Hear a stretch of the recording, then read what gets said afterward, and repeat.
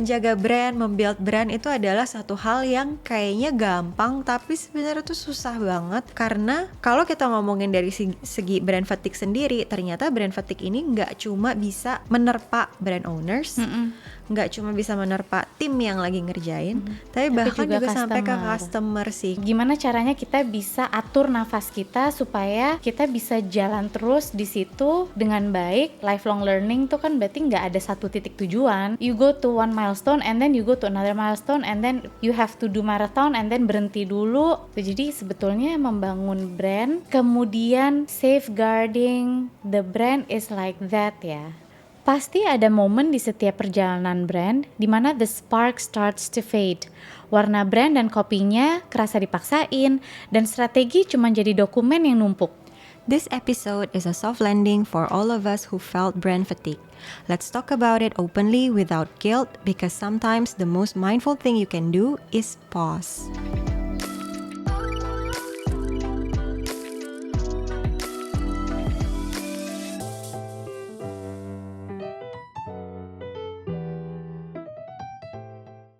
Welcome back. Selamat apa nih? Pagi menjelang siang, siang menjelang sore.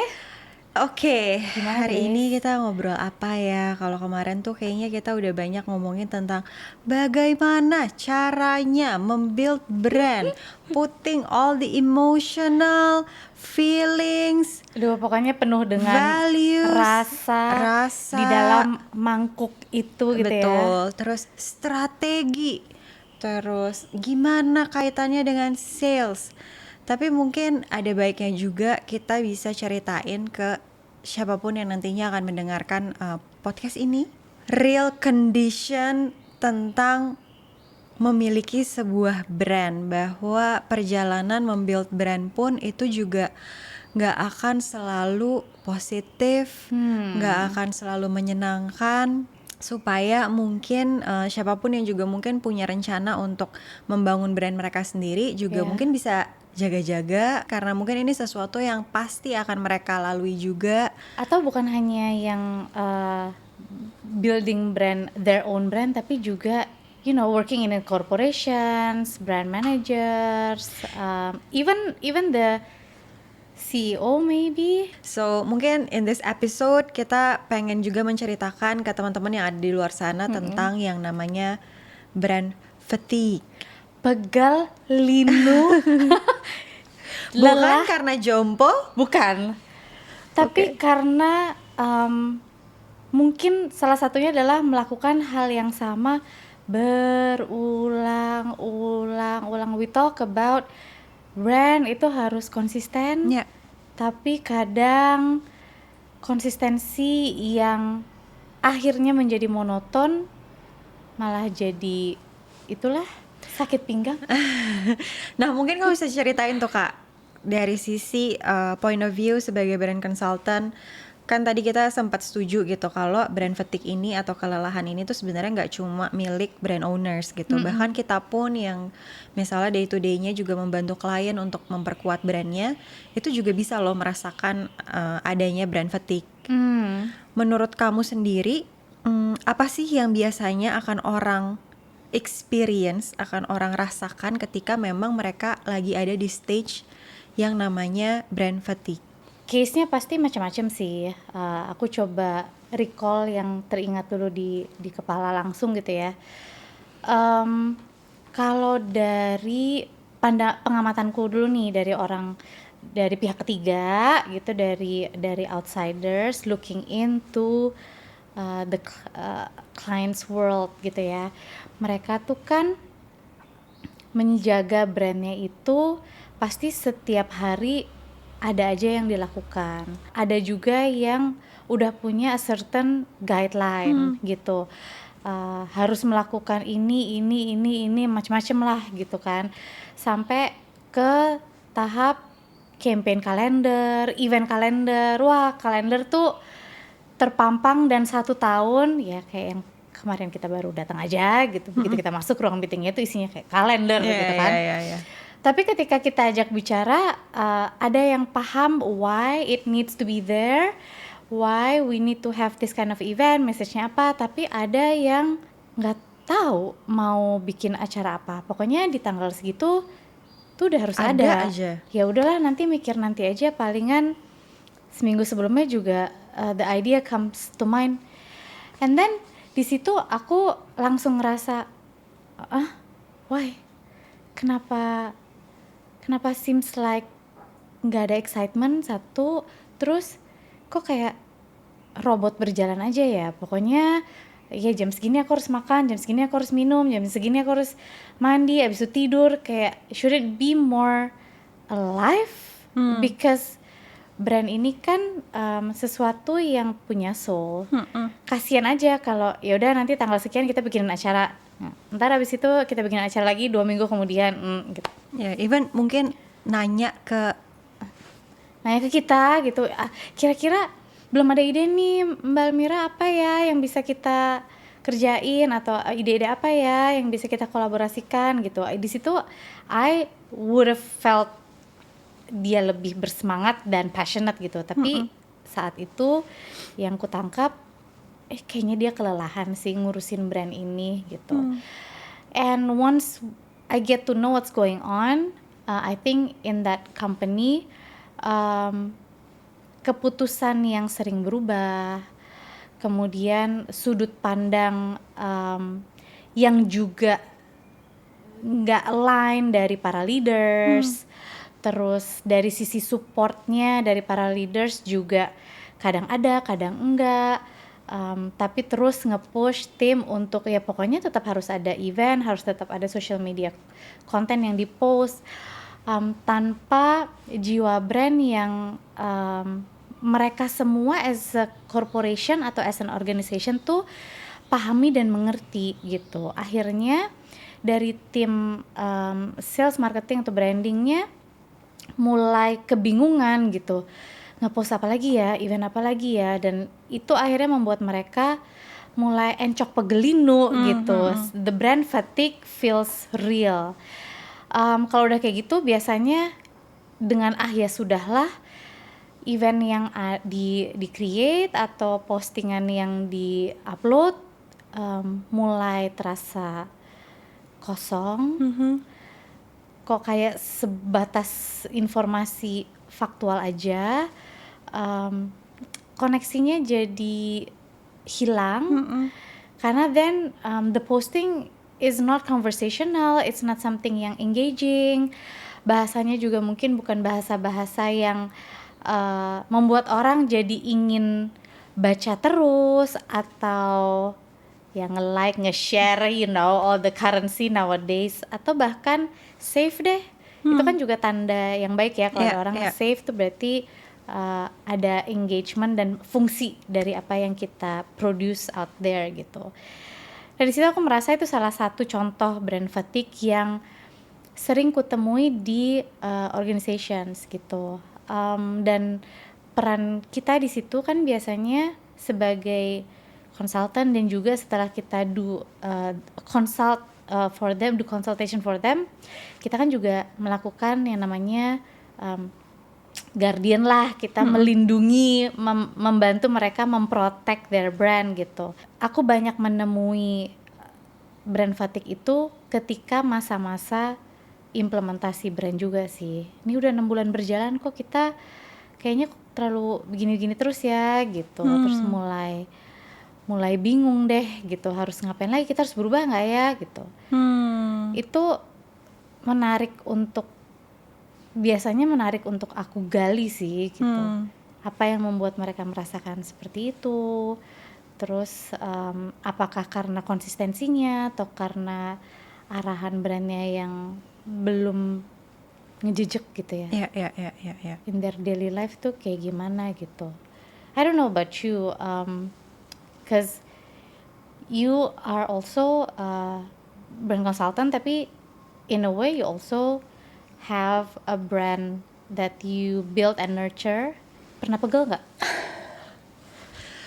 Mungkin kalau dari kacamata aku sebagai konsultan gitu ya, akunya sendiri kayaknya pernah ada masa dimana as a consultant myself, I also feel very tired karena ada momen atau ada masa dimana aku merasa di certain industry semuanya sama gitu. Jadi kadang-kadang itu pun juga membuat kitanya sendiri sebagai consultant mungkin di satu sisi agak ngerasa hopeless karena kayak duh tapi ini industrinya keruh banget, terus habis itu semuanya rasanya sama. Oke, Kalau I seandainya see what you kita mean. coba kasih strategi yang misalnya bisa membuat mereka sedikit stands out, akunya sendiri juga nggak yakin apakah itu langkah yang berani diambil oleh brand ownersnya karena Although you pasti feel like in your logic and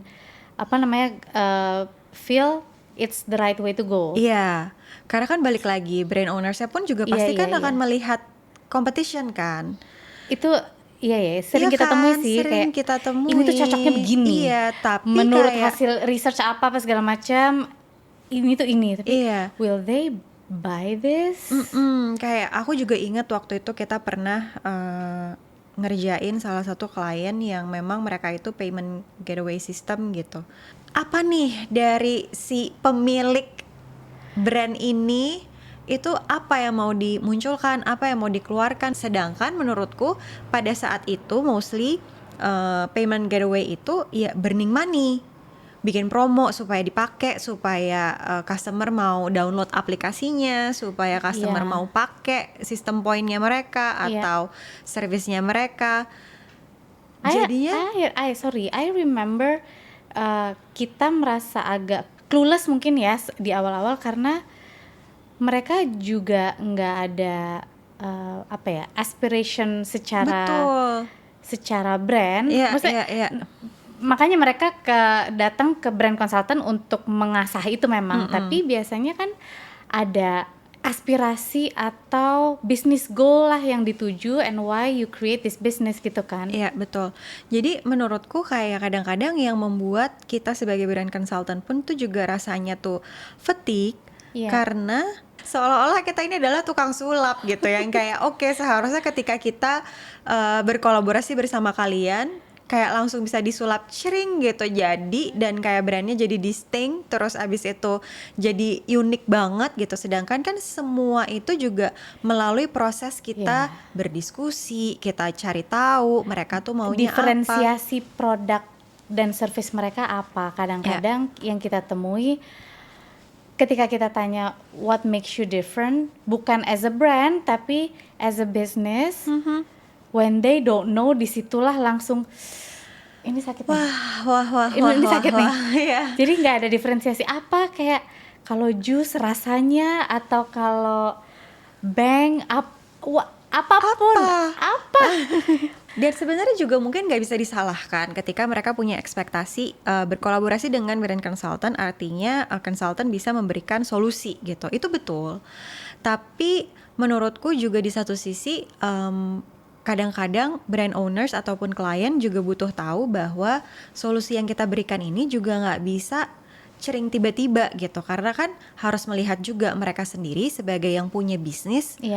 Memungkinkan nggak nih untuk misalnya produknya jadi terdevelop sedemikian rupa, atau ada tambahan fitur, atau let's say you wanna be a premium brand, have you manage the product features atau environment itu untuk bisa reach a certain premium feeling, what kind of premium yang mereka mau ambil karena itu kan broad sekali gitu.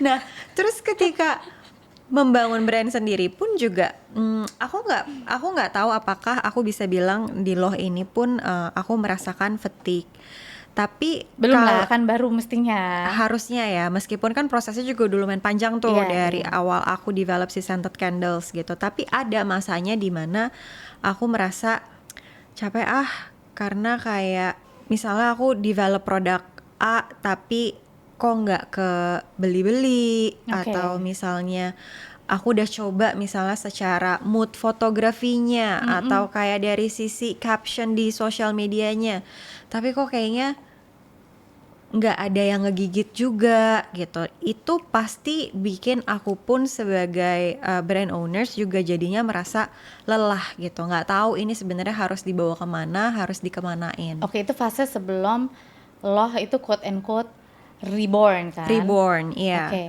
so now that it has reborn and Ya meskipun ku tahu perjalanannya juga nggak langsung mulus gitu, tapi jauh lah dibandingkan dengan sebelum dia reborn, right? Dimana kamu mengalami fatigue itu kan ketika sebelum reborn itu kan, Ya. aduh nggak tahu lagi nih mau diapain ya. So what differentiates it yang dulu sama yang sekarang? Dua-duanya kan sama-sama butuh energi, kadang-kadang bukan fatigue tapi ya capek, which is Iya, lagi normal low kan, aja. lagi low.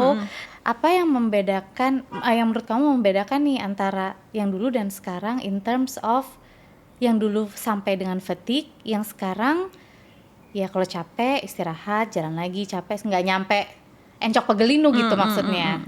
Mungkin karena setelah aku develop produk di awal di tahun 2018 maybe, sampai akhirnya di tahun lalu aku mulai bangun lagi loh, ya mungkin itu adalah momen dimana I take a pause. Oke. Untuk revisit again dan juga redefining sebenarnya apa sih yang mau aku create gitu. Karena waktu di 2018 itu to be honest aku bahkan nggak tahu juga Iya, iya. gitu.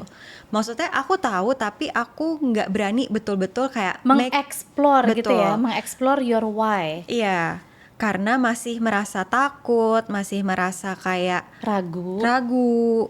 Nah, jadi di momen itu sebetulnya aku ya balik lagi sih, maksudnya ketika kita membuild brand, aku juga merasa itu sama kayak kita self discover ourselves again. Jadi di Oke. situ banyak proses, terus abis itu aku banyak ngobrol sama orang yang awalnya bantuin aku untuk develop brandnya loh di awal, terus Oke. sekarang gitu. Mereka pun ya aku bersyukur juga karena mereka-mereka ini pun juga selalu membantu aku untuk mengingatkan kembali kenapa aku waktu itu mau memulai si loh ini. Oke. Dan itu yang akhirnya membuat aku di era yang sekarang, Loh 2.0 maybe, Iya, kalau iya, kita iya. namain, di Loh 2.0 ini aku rasa lebih jejak. Jadi ketika aku lagi lelah pun itu nggak sampai ke fatigue. Jadi aku mulai bisa memahami dan meng-acknowledge bahwa oke, ini hanyalah sebuah fase. Oke.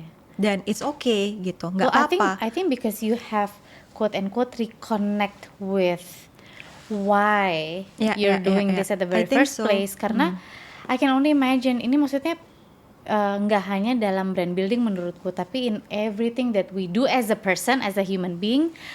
Kalau kita melakukan hal yang sama capek tapi kita nggak tahu ini tuh sebenarnya maksudnya apa sih, ujungnya kemana, atau kenapa kita kerja di sini ya, kenapa kita melakukan ini ya, itu kayak lelahnya terasa capek banget Betul. gitu. Iya, iya, iya, iya. Nggak Karena- ada emotional support kalau no it's okay because kan gue mau ke sana. Iya, iya, iya. Dan pada akhirnya fase aku punya quiet moments dan bahkan jadinya juga ada masa dimana aku nggak mikirin loh sama sekali. Itu pada akhirnya membantu aku juga untuk jadi lebih paham dinamika tim kayak gimana sih yang mau aku bangun dan aku bentuk gitu, supaya dinamika timnya pun juga align dengan apa yang menjadi esensi dan soulnya si loh sendiri gitu. Right. Karena aku juga ngerasa dari pengalaman kita lah gitu, bekerja sama klien gitu, sering ngobrol sama mereka untuk nge-push the team to always perform and the brand juga untuk harus terus perform. Pada akhirnya itu end up-nya hanya akan membuat semua pihak menjadi kelelahan dan udah burn out aja. Sampai akhirnya mungkin mereka juga jadi nggak tahu strategi apa lagi nih yang harus diambil, move apa lagi nih yang harus kita plan untuk bisa Yes. membuat si brand ini tetap sustain. Belum lagi kalau ada spirit perfectionist dari pelaku brand lah ya, Yeah. whether itu brand ownersnya atau mungkin tim marketingnya, tim brandingnya. Kadang-kadang aku juga merasa aku suka jadi kebawa perfeksionis untuk brand orang lain. Karena ada rasa kayak itu salah dikit, kalau itu kata wordingnya dirubah jadi begini, it's perfect gitu. Dan mungkin dari sisi klien juga either they're still learning how to implement the brand, atau mungkin mereka punya hal-hal yang kita sebagai konsultan dari luar juga nggak terbrief atau Yeah, yeah, memang nggak untuk kewenangan kita tahu gitu. Yeah, yeah, yeah. that's why they're doing what they're doing. Tapi kadang aku suka kepancing dengan the implementation of the brand guideline has to be perfect gitu. Ya. Sometimes I have to let go bahwa ya namanya manusia, kadang brand kan kayak manusia, balik lagi kadang up, down, Iya, flat, iya, dan iya. itu yang membuat brand itu hidup. Karena akhirnya aku sadari ada beberapa, ini pengalaman pribadi juga sih. Kenapa ya, as a viewer, setiap kali ngelihat misalnya Instagram page or anything yang terlalu polish dan sempurna gitu, gridnya nih yang di sini semuanya harus foto, yang di sini semuanya Yeah. harus copy, yang di sini semua apa lagi gitu. I feel like I'm looking at some kind of robot gitu. Jadi kadang-kadang I also have to accept that perfeksionisme itu malah nggak sempurna. Iya betul, setuju.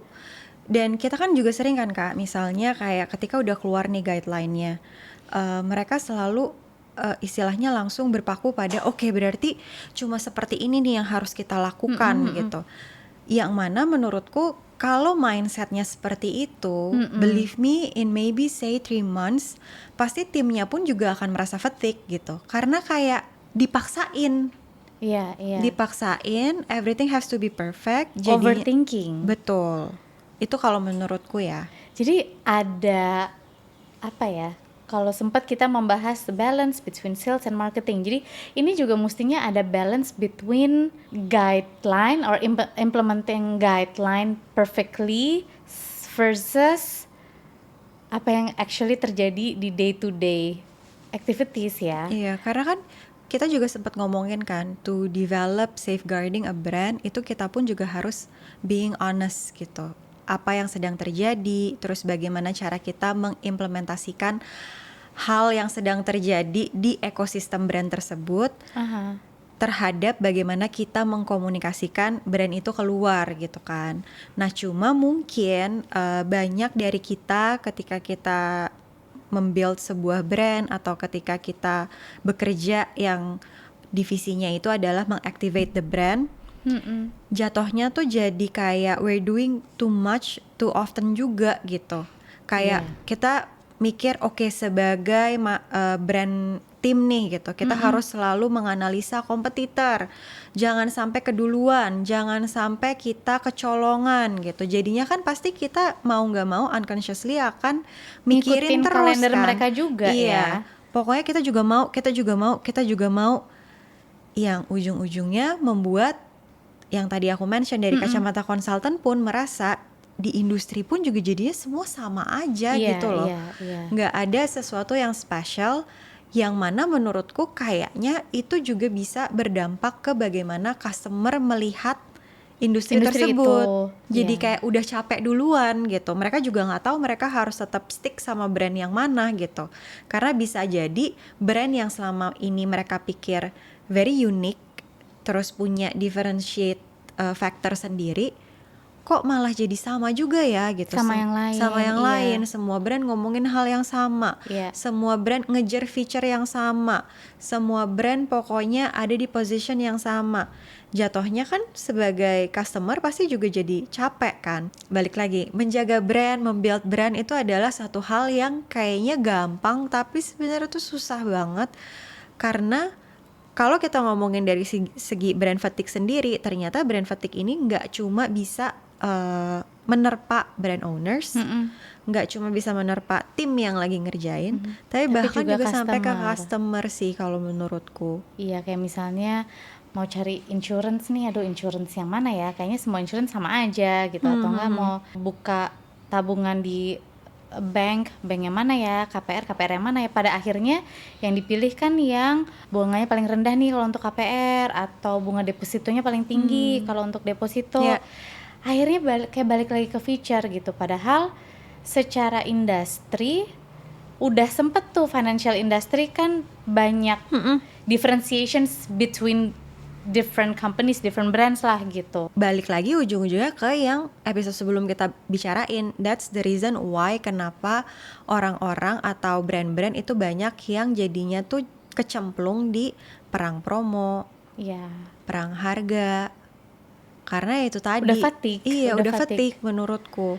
bisa aja ikutan perang harga dari awal sehingga capeknya, fatigue-nya lebih cepat, atau secara pelan-pelan terseret ke lubang Iya. promo, at some point encok pegelinu juga Iya, gitu. dan kalau seandainya itu pun juga terus-menerus gitu ya, kita membiarkan brand kita juga ada di fase itu, menurutku pada akhirnya yang paling worst adalah brand pun juga jadi bisa kehilangan identitasnya mereka sih, karena Oke. kayaknya mereka pun juga jadi akan sering memainkan karakter yang sebenarnya it's not them gitu. So, what is the first solutions buat timnya dulu deh?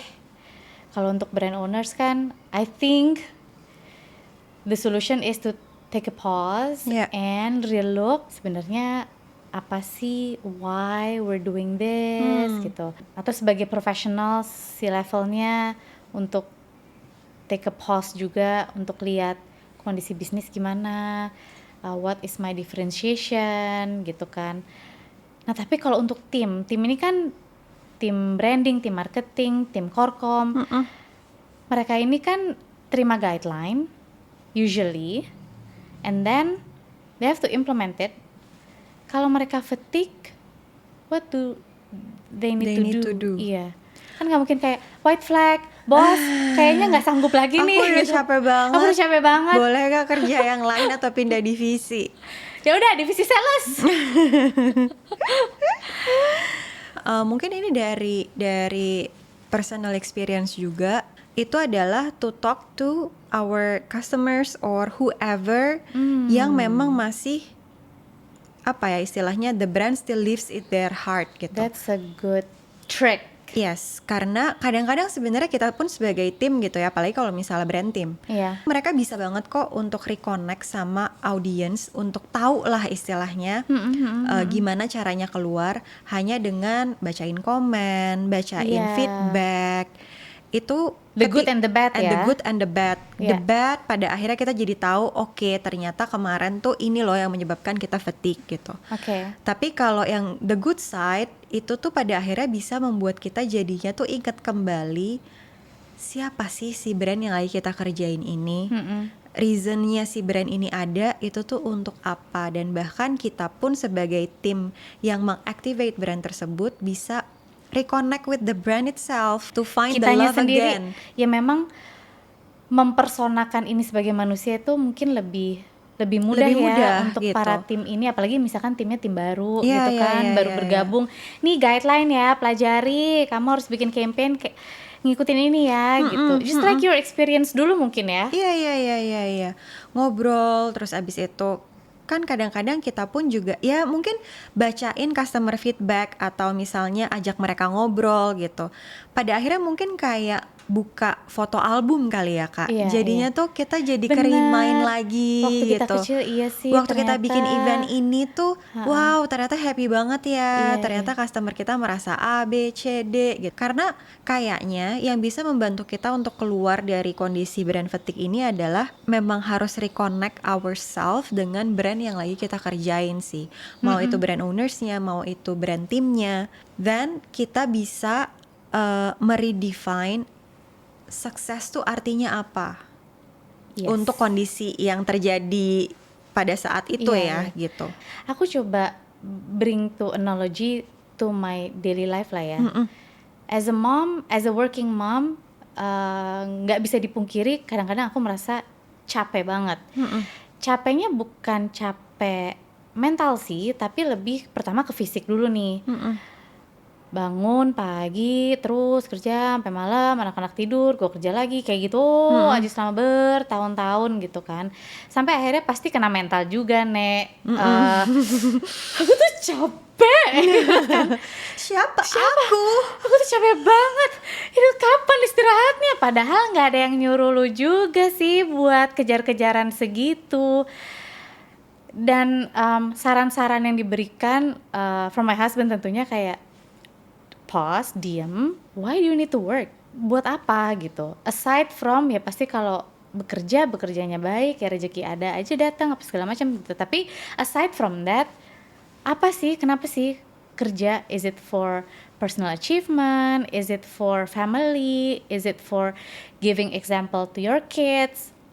Di situ rasa capek itu akhirnya bisa luntur sedikit, sedikit demi sedikit, dan itu bisa kita rubah menjadi sebuah semangat untuk it's okay, I actually enjoy doing this because I have a bigger purpose atau a more impactful objective that I want to achieve gitu.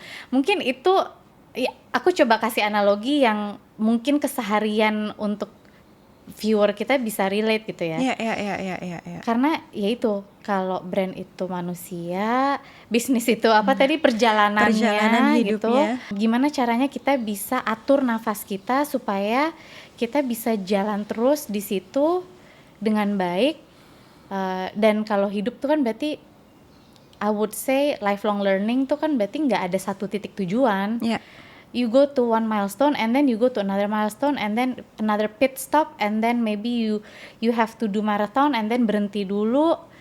Jadi sebetulnya membangun brand, kemudian safeguarding the brand is like that ya. Setuju. Salah satu hal yang sebenarnya ini mungkin kembali lagi kenapa kita build podcast ini juga sih. Karena salah satu hal yang pada akhirnya juga nantinya membantu siapapun yang punya brand atau misalnya mereka yang adalah brand team dari sebuah corporations. Aku berharap mindful branding itu tuh juga bisa menjadi sebuah belief. Karena dengan konsep mindful branding inilah yang membuat kita pun pada akhirnya ketika kita lelah, kita tahu bahwa it doesn't mean that we're quitting atau it doesn't mean that it doesn't work atau ini tuh salah atau ini tuh memang gak akan pernah bisa dilakukan. Tapi memang ini adalah sebuah proses. Jadi it's okay untuk pada akhirnya kita reflect back, terus abis itu juga mungkin kita take a pause untuk kemudian berjalan lagi dan menemukan the soul of the brand lagi gitu. Dan in many of the case that we've seen or we've experienced kan, sometimes after you take a pause, then they will see, oh iya ternyata aku harus rebranding nih gitu. Ternyata aku nggak perlu ganti logo, tapi bukan logonya yang harus dirubah, cuman lebih ke cara komunikasinya nih gitu. Sehingga ya kita bisa jadi tahu lah cara-caranya supaya brand bisa tetap berjalan, tidak bikin fatigue, tapi next stepnya bisa jadi small adjustment, bisa jadi emang it's a transformation gitu. Yes. And when you're doing transformation, you believe that it's the right thing to do. Karena banyak juga loh brand yang ketika melakukan rebranding atau transformations, di tengah jalan mereka kagok juga tuh. Bener gak ya gitu. Mungkin satu hal yang harus diingat juga kali ya, ketika kita memang melakukan proses rebranding, itu tuh bukan cuma artinya kita mengganti. Tapi sebetulnya proses rebranding itu menurutku juga merupakan sebuah proses di mana kita bisa reconnect again. More mindful. Yes. Last question for you. Okay. Kalau seandainya ada klien gitu yang kayaknya yang mungkin mereka ya mungkin buat yang mendengarkan juga gitu ya, ketika mereka punya brand atau misalnya mereka adalah brand team di sebuah korporasi tapi sedang ada di fase brand fatigue ini, kamu pengen bilang apa sih ke mereka? Kalau pesan-pesan ya sebenarnya nggak jauh berbeda sama apa yang kamu mention sih. Take a pause, coba dilihat lagi, assess lagi apa yang membuat you feel like this doesn't work gitu kan. Tapi mungkin lebih ke I try my best to make them feel it's okay untuk berada di fase ini, and we are here to help you. It's okay, yuk kita pegangan tangan sama-sama, aku bantuin melewati fase brand fatigue ini. From the experience and everything, we will take care of you gitu. Karena itu bukan hal yang mudah kalau experience itu emang belum ada. Ya kayak masuk ke sebuah terowongan terus kayak bingung harus kemana ya gitu. Dan kadang mereka merasa ada yang harus punya target tertentu nih. Untuk mengakui bahwa what they're doing is not working, itu juga kadang sulit gitu. So I just have to be there to hold their hands and say it's okay, malah harus dikeluarin supaya kita bisa bantu. Gitu. Kalau kata bule, it's very beautiful. Kan emang seneng gandengan. Siapa yang bisa aku gandeng? Yuk kita jalan sama-sama.